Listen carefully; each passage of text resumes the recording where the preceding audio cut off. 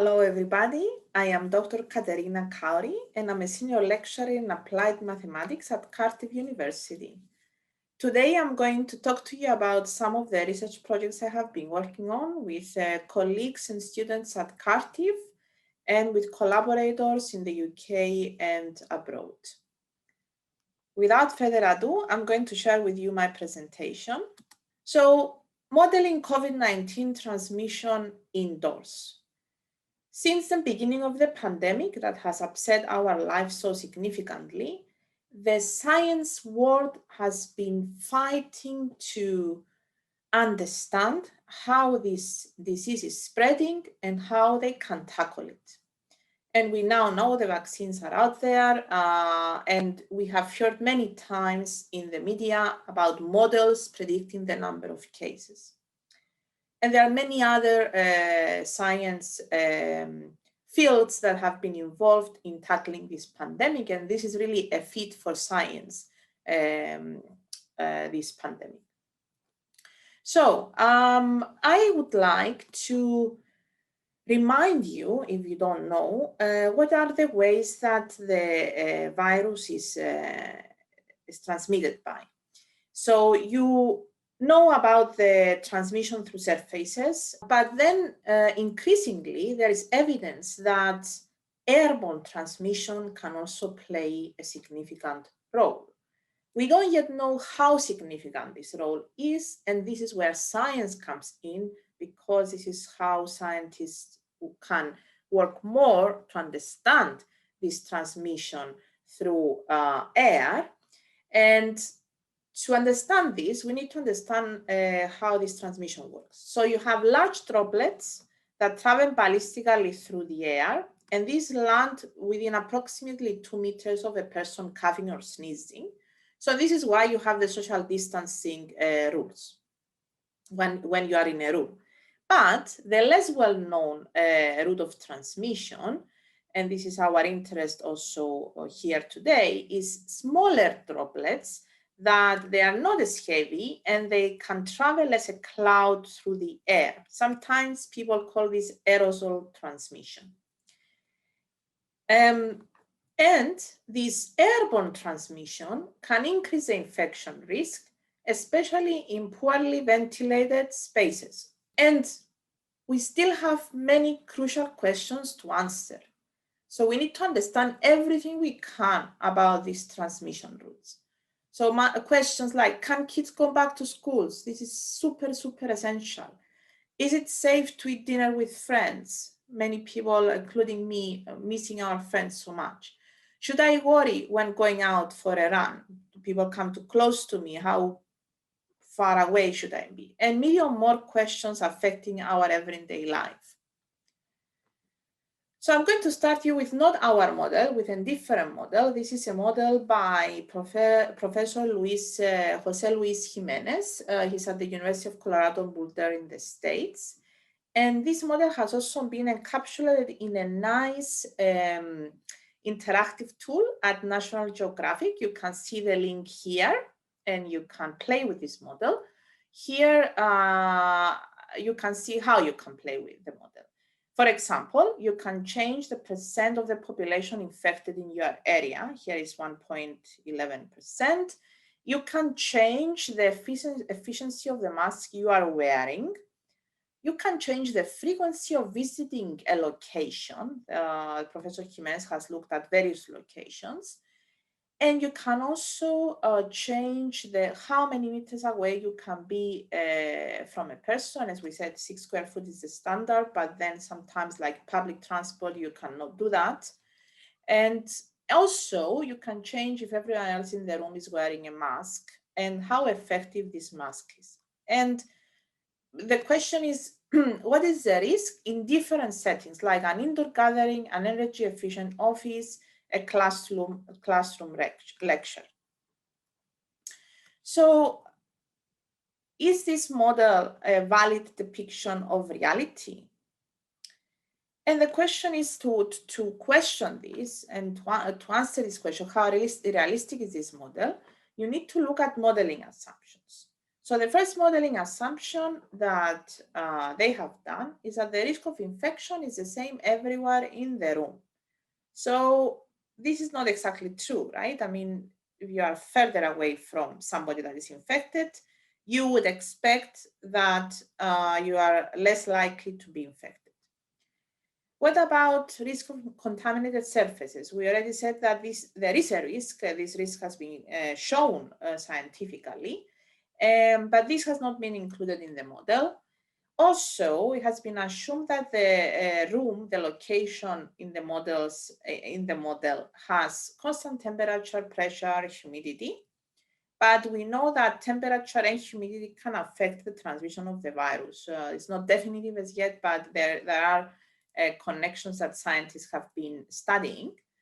And also, this model has been done before vaccines were out, and it has not been taken into account that the local population is increasingly getting vaccinated and hence building immunity. And I could have mentioned before that that no effects of the viral particles settling due to gravity eventually, or the virus getting inactivated with time, have been included either. So as it happens in the modeling world and in science in general, we are building on previous people's work. So our model, which we call our airborne transmission model, is part of work that we are doing with the Sir Camry COVID-19 grant from the Welsh government, whom we'd like to thank for this funding. And in this work, in this grant, which is with the University of Oxford and another company, Smart Separations Limited, that have invented an antiviral coating, we are looking into airborne transmission and into also surface transmission, but I'm not gonna get into that, the latter one in this talk. So what about this airborne transmission model? For this, we have put down an equation. We call it a partial differential equation. You don't need to understand that. I'll explain a bit in a moment. And this equation looks like this. You have T standing for time, this you can recognize. C is a concentration of particles. V is the velocity due to the airflow in the location. And then you have another term, which is diffusion, is how fast the particles are spreading out as when they were emitted from infectious persons. And then you also have a right-hand side in this equation. And this right-hand side has many things. It's first of all, the infectious source, how many particles are being generated by this infectious source. Is the effect of ventilation is there, whether it's mechanical ventilation by air conditioning, or whether it's from natural sources like doors and windows. And also we are incorporating particle settling due to gravity and inactivation that virologists know that this virus after a few hours is getting inactivated, sometimes even faster, depending on factors like, for example, UV light. It makes it inactivated quite quickly. And as I said, we need info, and these are called parameters in modeling. We need the number of particles generated per second from infectious person. We need the ventilation or airflow characteristics. We need to know how fast the particles spread out, how quickly particles go to the ground due to gravity settling, and how quickly is virus deactivated, which is the inactivation I mentioned earlier. So all of that, there are still, many of them are still questions intensively investigated by scientists. So we have to choose them best we can. We are scouring the literature all the time, and we try to find the latest numbers out there from virologists and experimentalists. So we applied this model of the advection diffusion equation to a classroom. We look only the classroom from above, so this is 2 dimensions. And we explored 4 different ventilation settings: very poor ventilation, poor, and then we went up to recommended for pandemic, which is the best ventilation. And then we also, for simplicity, in the first, that's what we do with model. We start simpler and then we build the complexity. So we start with one infectious person, which is asymptomatic or pre-symptomatic. And this person is at the room center. And this person also is breathing or talking, is not coughing or sneezing, in other words, and they can do that with or without mask. And we look then the concentration of these of the viral particles in various locations in the room, for example, locations A and B.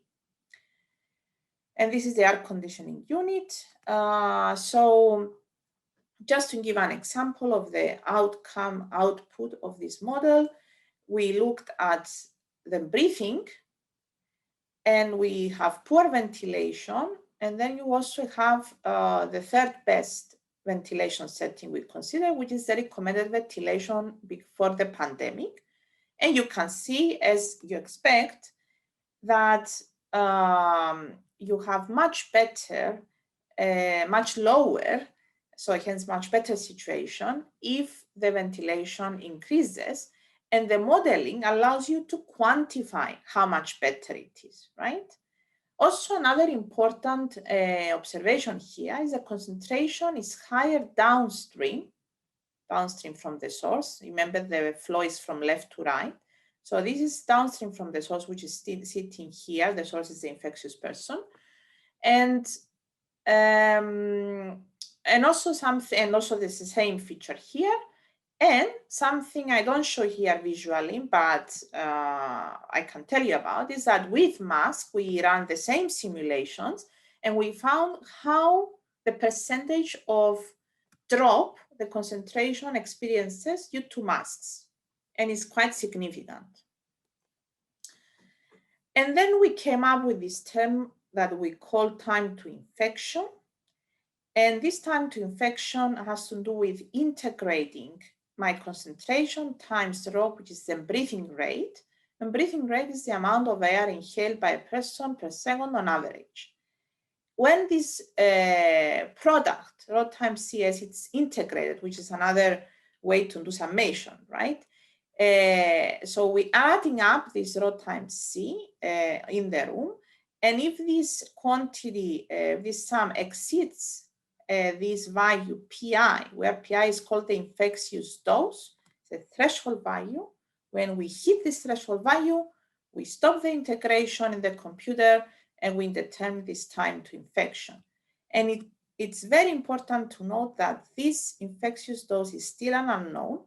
So we use the best guess, but then again, best guess is not like we just imagine it. We just look into the scientific literature and choose the latest numbers that people think that they are valid.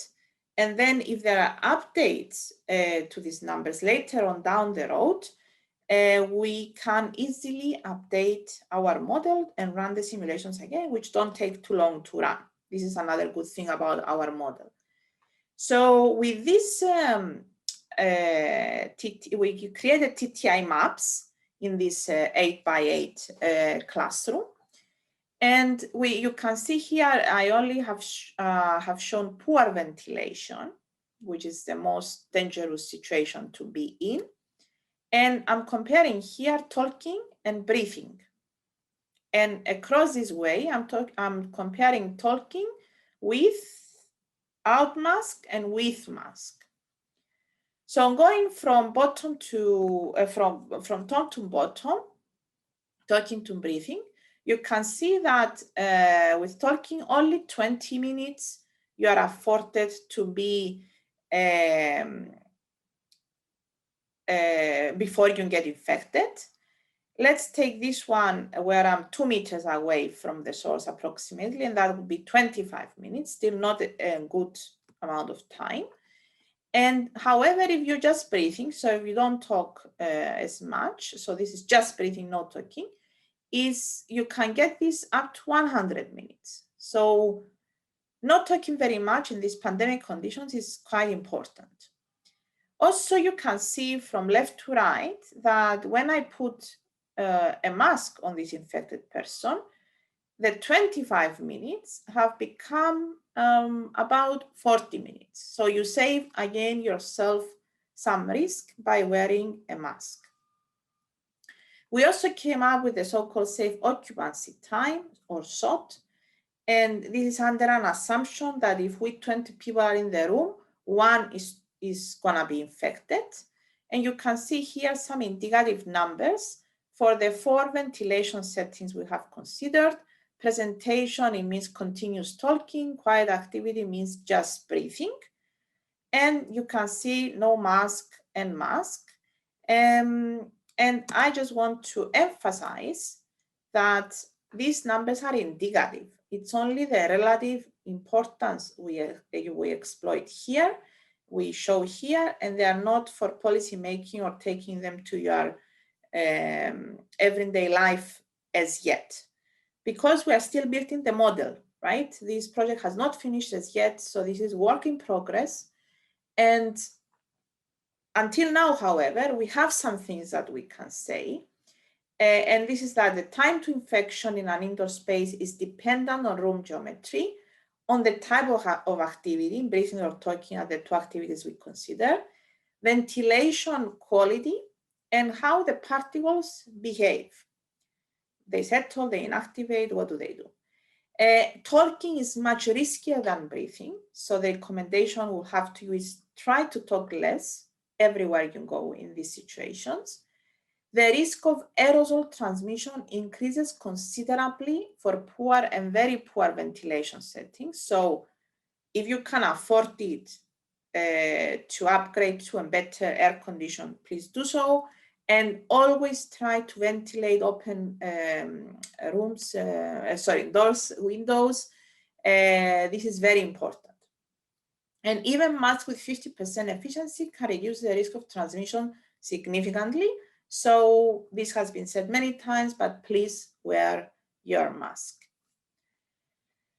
So I would like to thank our COVID-19 modeling team, Dr. Aaron English, Dr. Raquel Gonzalez, and Dr. Zander Ramaj. They are all in Cardiff, and Zecharia Lau used to be an MSc student in Cardiff and now is in Oxford, and my collaborator and co-investigator in this Camry grant, Professor Ian Griffiths from the University of Oxford. Contact me if you want to discuss any of these projects or coming to Cardiff to study mathematics as an undergraduate or coming to do research with me or other colleagues. Thank you.